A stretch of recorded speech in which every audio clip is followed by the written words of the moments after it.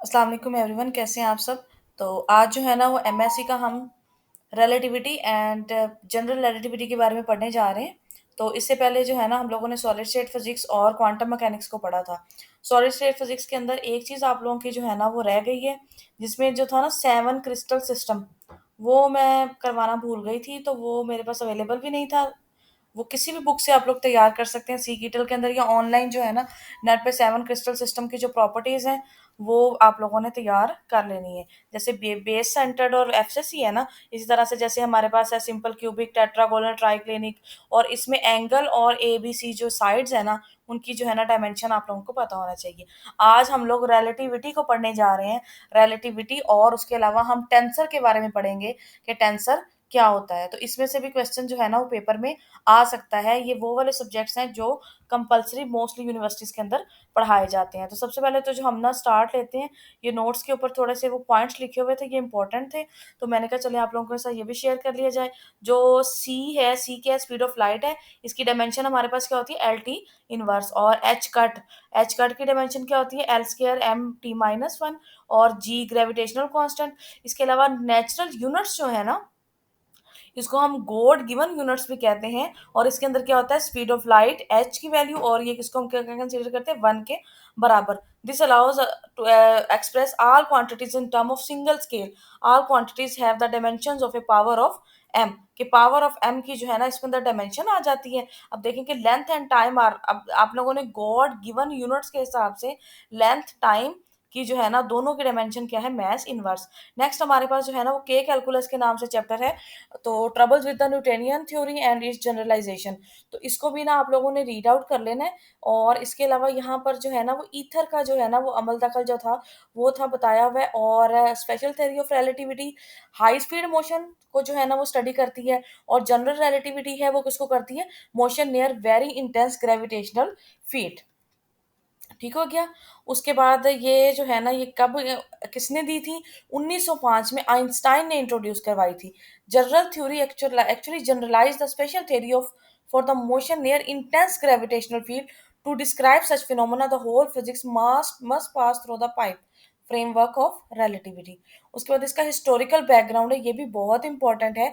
1865 के अंदर जो है ना वो जेसी Maxwell gave his electromagnetic theory and electromagnetic nature of light was suggested. Before Maxwell, it was thought that light need a medium to propagate as other waves needs to medium to propagate। मतलब electromagnetic radiation जो है ना इनकी जो properties थी, इससे पहले जो है ना वो बताया जाता था कि जिस तरह से सारी वेव्स को गुजरने के लिए मीडियम की ज़रूरत होती है, इसी तरह से इलेक्ट्रोमैग्नेटिक वेव्स को भी ज़रूरत होती है। और उस मीडियम को क्या कहा जाता था, ether. Michelson and Morley measured the speed of the Earth relative to the ether, and it was almost zero, called null result, and it was proved that there is no ether around।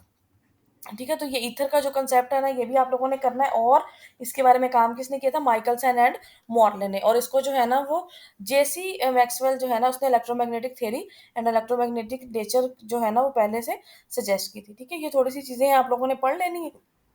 उसके बाद Newtonian framework क्या होता है, event क्या होता है।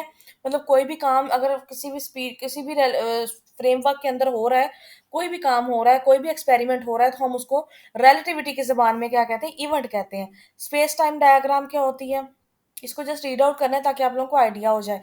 और दूसरी ये चीज़ है, the plot of space time is called space time diagram और मिन्कोस्की डायग्राम। तो ये मिन्कोस्की डायग्राम के बारे में आप लोगों को पता होना चाहिए कि मिन्कोस्की डायग्राम क्या होती है। The curve drawn is called world line और हिस्ट्री ऑफ द पार्टिकल।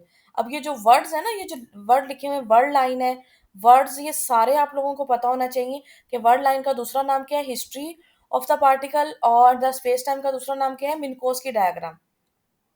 ठीक हो गया। और अगर पार्टिकल रेस्ट पे है तो उसकी स्टेट होगी, और इस तरह से ये तो करने की ज़रूरत नहीं है, ये ग्राफ की एक्सप्लेनेशन है। अच्छा, यहाँ पर थोड़ी सी और बातें बताई गई हैं। The straight world line represent the uniform motion, whereas the curve world line represent an accelerated motion. अब जो स्लोप है, स्लोप किसके बराबर होगी? वैसे तो स्लोप होगी जो है ना वो v is equal to c is equal to 1 है ना, तो slope is equal to v inverse tan theta is equal to theta is decrease tan theta also decreases, therefore v increases as v is equal to c is equal to 1 in the upper limit on the speed of the particle, so theta is equal to 45 in the lower limit of the word line angle of the particle। तो बस ये इसको गहराई में जाने की जरूरत नहीं है, बस आप लोगों को ये पता होना चाहिए कि थीटा जो 45 है ना ये लोअर लिमिट है word line angle of the particle के लिए, सही है। और अगर थीटा ग्रेटर देन 45 होगा तो हमारे पास क्या होगा? v लेस देन, अगर c होगा तो वो थीटा जो होगा ना ग्रेटर देन 45 होगा।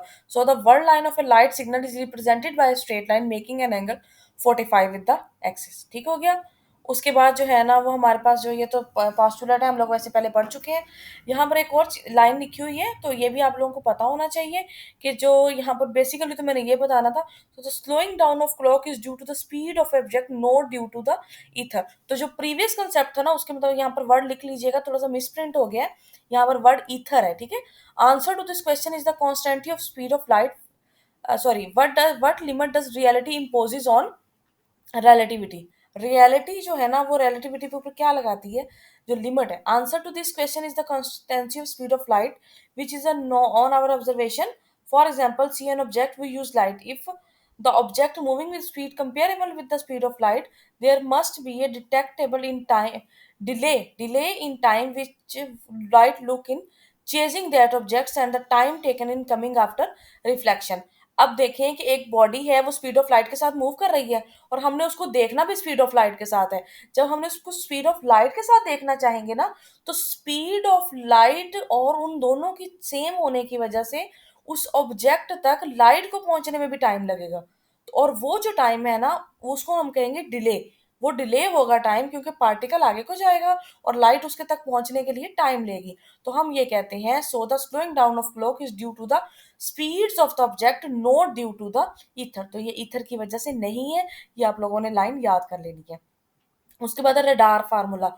ये radar formula, the distance is then taken velocity multiplied by half the time difference between the emission and reception of the light signal. ये देखें लिखा हुआ है, distance is given by speed of the light multiply by the change in time divided by 2। तो ये radar formula है, ये आप लोगों ने बस पता होना चाहिए कि ये फार्मूला किसको रिप्रेजेंट करता है? रडार फार्मूला को। T is equal to T2 plus T1।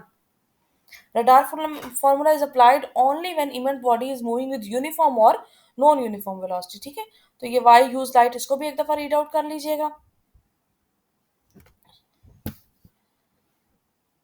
उसके बाद है जी ये थोड़ा सा बताया हुआ है, particles are divided into 3 classes. Subluminal v less than c होगा तो particle that moves with speed less than the speed of light slower than speed of c। For example material particles and elementary particles. Example, तो subluminal particle कौन सा होगा? Elementary particle या material particle. और luminal particle कौन सा होगा? जिसका v is equal to c होगा। और सुपर ल्यूमिनल कौन सा होगा? जिसमें v ग्रेटर देन c होगा। The particle move with greater than speed of light faster than c। For example theoretical particles. अब ये थ्योरेटिकल पार्टिकल है जो कि अभी तक डिस्कवर नहीं हुआ और उसका नाम क्या है? टाइकॉन। टैक्योन जो है ना, sorry, टैक्योन is a particle which is moving faster than the speed of light and it is a theoretical particle। तो अगर कोई क्वेश्चन पूछा जाए तो ये आप लोगों को पता होना चाहिए। उसके बाद photons and graviton, they both are particle with zero rest mass। It was thought that neutrinos also have zero rest mass, but more recent evidence has suggested that may have a tiny masses। तो ये भी आप लोगों ने तैयार कर लेना है, ये थोड़ा सा इंपॉर्टेंट चीजें हैं, इसको भी आप लोगों को। और उसके बाद मिनकोस की स्पेस क्या होती है? 4 dimensional space pile quantum in which above form is invariant in Minkowski space time graph and it provides the background geometry of special relativity। 4 dimensional जो स्पेस है उसको क्या कहलाते हैं? कहते हैं मिनकोस्की स्पेस, और इसको भी ज्यादा करने की जरूरत नहीं है। और ये स्पेशल थ्योरी के लिए फ्लैट होती है और becomes curved when gravity is introduce. तो बस ये लाइन और ये पहली वाली लाइन इनफ है आप लोगों के लिए। अच्छा, उसके बाद 4 वेक्टर है, ये थोड़ा सा ना आप लोगों को कर लेना चाहिए, पेपर के अंदर आ भी सकता है और नहीं भी आ सकता। अच्छा, कोवेरिएंट एंड कॉन्ट्रावेरिएंट वेक्टर कौन से होते हैं? अगर सबस्क्रिप्ट इस तरह से हो कि हमारे पास सुपर सबस्क्रिप्ट हो तो वो कॉन्ट्रावेरिएंट है, और अगर नीचे लिखा हुआ है तो उसको हम कोवेरिएंट कहते हैं। ठीक है, उसके बाद स्केलर प्रोडक्ट क्या होता है कि ए डॉट बी कोवेरिएंट और कॉन्ट्रावेरिएंट का जो मल्टीपल है उसको क्या कहते हैं? कोवेरिएंसी कहते हैं, और सॉरी स्केलर प्रोडक्ट कहते हैं।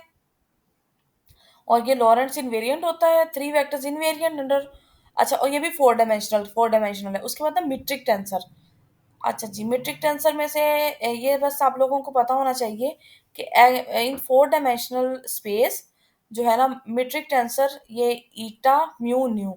तो अगर ये दिया होता है तो आप लोगों को ये पता होना चाहिए, बस ये लाइन आप लोगों को पता होना चाहिए म्यू न्यू। बाकी मैंने वैसे ही ये दे दिया था, लेकिन करने की इसको जरूरत नहीं है। उसके बाद है जी हमारे पास co moving frame. A particle is moving with frame v and frame of reference is also moving with event, then the frame of reference is known as co moving. के पार्टिकल भी मूव कर रहा है और frame भी move कर रहा है, तो हम उस फ्रेम को क्या कहेंगे, को मूविंग।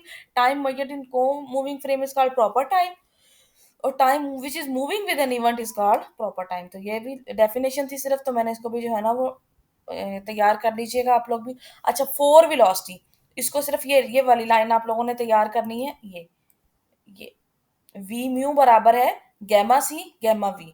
तो एक तो ये तो थ्री डायमेंशनल है, और ये जो है ना ये जो फोर्थ डायमेंशन की बात है ना, ये है थ्री डायमेंशन, और ये प्लस फोर हमारे पास फोर डायमेंशनल है ना, फोर वेलोसिटी है। तो वी म्यू किसके बराबर होगा, गैमा सी और गैमा वी के। ठीक हो गया। उसके बाद स्केलर प्रोडक्ट इटसेल्फ जब हम लेंगे ना वी म्यू का, तो हमारे पास आंसर क्या आएगा इसका, gamma square c square minus v square. और इसमें से जब गैमा स्केयर को और सी स्केयर को हम कॉमन ले लेंगे तो one minus v square over c square. तो ये किसके बराबर है, वन ओवर गैमा स्केयर के। ये कैंसल आउट हो जाएगा तो हमारे पास सी स्केयर आएगा। तो scalar product of four velocity का विद इटसेल्फ जो है ना वो सी स्केयर के, और ये वी स्केयर जो है ना इनवेरिएंट है। उसके बाद फोर मोमेंटम का भी सिर्फ ये वाला आप लोगों ने एंड वाली लाइन बस देख लीजिएगा, ये इसको छोड़िएगा नहीं, कर लीजिएगा। तो ये चीजें भी जो है ना आप लोगों ने तैयार कर लेनी है। इसी तरह से आगे हमारे पास जो है ना फोर फोर्स दी हुई है, इसका भी ये लास्ट वाला ये देखें, ये देखें ये जीरो थॉट, और ये देखें ये थ्री डायमेंशनल आ गई, F1 F2 F3 three vectors and जो गैमा सी ओवर। तो ये हमारे पास जो है ना वो फोर फोर्स का फॉर्मूला है, gamma C D M over D T gamma F. उसके बाद equation of continuity, partial rho over partial T plus delta dot J is equal to zero, that is called the equation of continuity. तो that ये सिर्फ आप लोगों ने equation of continuity इतनी ही करनी है। उसके बाद electromagnetic field tensor. Electromagnetic field tensor ये कौन सा होता है,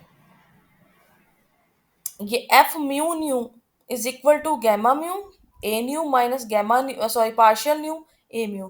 तो ये जो लाइन है ना इसको हम क्या कहते हैं, मैक्सवेल टेंसर और इलेक्ट्रोमैग्नेटिक फील्ड टेंसर। तो ये आप लोगों ने तैयार करना है, इसको इलेक्ट्रोमैग्नेटिक फील्ड स्ट्रेंथ टेंसर भी कहते हैं। ठीक है,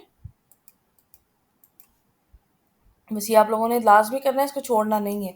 उसके बाद जो है ना ये है covariant form of Maxwell equation. तो ये अगर इस तरह से क्वेश्चन आ सकता है कि एक ऑप्शन ए ये दिया हो और ऑप्शन बी ये दिया हो और तीसरे में कोई और चीज़ दी हो, तो हम क्या कहेंगे कि both A and B answer जो इसका है गेवा मुई। तो ये इसी तरह से लिख लीजिएगा जब अपने नोट्स बनाएंगे। तो ये देखें, इसके ऊपर जब हम लिमिट्स वगैरह लगाते हैं ना, तो ये सारी ये देखें, ए फर्स्ट मैक्सवेल इक्वेशन आ गई, ये सेकंड आ गई, ये थर्ड आ गई यहाँ पर, और ये फोर्थ आ गई। ठीक है, टेंसर अलजबरा, यहाँ पर आइसोट्रोपिक मीडियम कौन सा होता है, एन आइसोट्रोपिक मीडियम, इसकी डेफिनेशन आप लोगों को पता होना चाहिए। फिजिकल प्रॉपर्टीज कौन सी होती हैं, ठीक है। और स्केलर और वेक्टर क्या होता है, scalar magnitude only, one component in three D, three direction, Ohm's law. ये सिर्फ आप लोगों ने ये इक्वेशन देखनी है कि J is equal to sigma E. और यहाँ पर जो ये सिग्मा है ना, इसको हम क्या कहते हैं, सिग्मा जो है ये सिग्मा, ये सिग्मा ये क्या है, कंडक्टिविटी टेंसर।